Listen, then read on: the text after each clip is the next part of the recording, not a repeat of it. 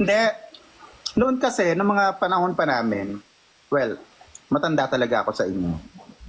Yung balete na yan, Ano? kinakatakutan. Lalo na pag dumadaan yung mga taxi. Kasi meron dyan talaga yung babae sa Balete Drive. Iyan yung kinakatakutan dati dyan, babae sa Balete Drive. So one time, meron taxi nagda-drive.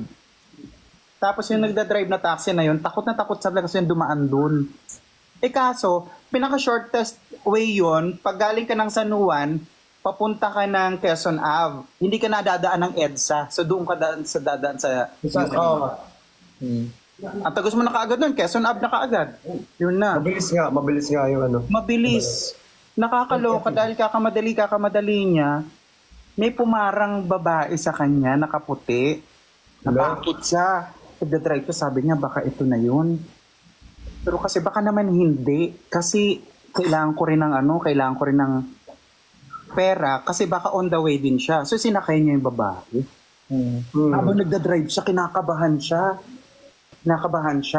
Pero parang may nakita siya sa harap, pumreno siya. Sa likod sumakay yung babae, pumreno. Pagtingin niya sa rearview mirror, wala yung babae. Hello? Nawala. Shit, napabilis tuloy siya ng takbo, tumakbo tuloy siya. Pagtingin niya, nandoon na naman. Siya, nakita siya, hindi siya lumilingon ng gano'n. Tapos napapreno ulit siya, pagtingin niya, nawala na naman. Tapos, may pag-andar niya, nakita na naman niya. Tapos? Oo, malapit na siya sa pupuntahan niya. Tatanungin sana niya, saan kayo? Pagtingin niya, duguan yung mukha.